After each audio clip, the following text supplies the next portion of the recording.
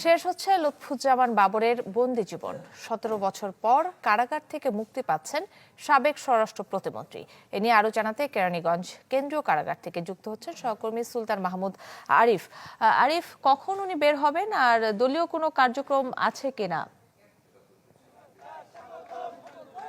কাকলি ১৭.৫ বছর পর ৪ দলীয় জোট সরকারের আমলে যে স্বরাষ্ট্র প্রতিমন্ত্রী লুৎফুজ্জামান বাবর আজকে দুপুর নাগাদ তিনি কেন্দ্রীয় কারাগার থেকে বের হওয়ার সম্ভাবনা রয়েছে এবং বের হবেন এবং তাকে ঘিরে তার নেতাকর্মীদের যে উচ্ছ্বাস সেটি কিন্তু দেখা যাচ্ছে এবং সকাল থেকে তার যে নেত্রকোনা ৪ আসনে যে সমস্ত নেতাকর্মীরা রয়েছেন তারা কিন্তু কেন্দ্রীয় কারাগারের সামনে এসেই তারা জমায়েত হয়েছেন, অর্থাৎ লুৎফুজ্জামান বাবরকে গ্রহণ করার জন্য, সাদরে গ্রহণ করার জন্য তাদের পরিবার আত্মীয় স্বজন এবং পাশাপাশি দলীয় নেতাকর্মীরা এসে এখানে সমবেত হয়েছেন। কারণ দীর্ঘ ১৭.৫ বছর পর মূলত তিনি আজকেই যে লুৎফুজ্জামান বাবর তিনি বের হচ্ছেন এবং তাকে দেখার জন্য তার যে নেত্রকোনা ৪ আসনের যে সমস্ত তার নেতাকর্মীরা রয়েছেন তারা তো উপস্থিত হয়েছেন বটে এবং পাশাপাশি তার তার দল অর্থাৎ বিএনপির ঢাকাতে যারা অবস্থান করছেন তাদের বিশাল একটি জমায়েত এখানে রয়েছে। তার পরিবারের সদস্যরা এখানে এসে উপস্থিত হয়েছেন এবং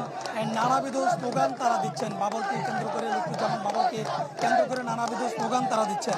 এবং আমরা তার পরিবারের সাথে কথা বলেছি, তাদের আজকে যে প্রক্রিয়া অর্থাৎ তার লুৎফুজ্জামান বাবরের বের হওয়ার যে প্রক্রিয়াটি সেটি যে নথিপত্র সেগুলো হয়তোবা কিছুক্ষণের মধ্যেই কেন্দ্রীয় কারাগারে এসে পৌঁছানোর পরেই তাকে 2টো নাগাদ বা তার আগেও বা ঠিক দুপুরের পরপরই তিনি কেন্দ্রীয় কারাগার থেকে তিনি মুক্তি পাবেন বলে আমরা নিশ্চিত হয়েছি।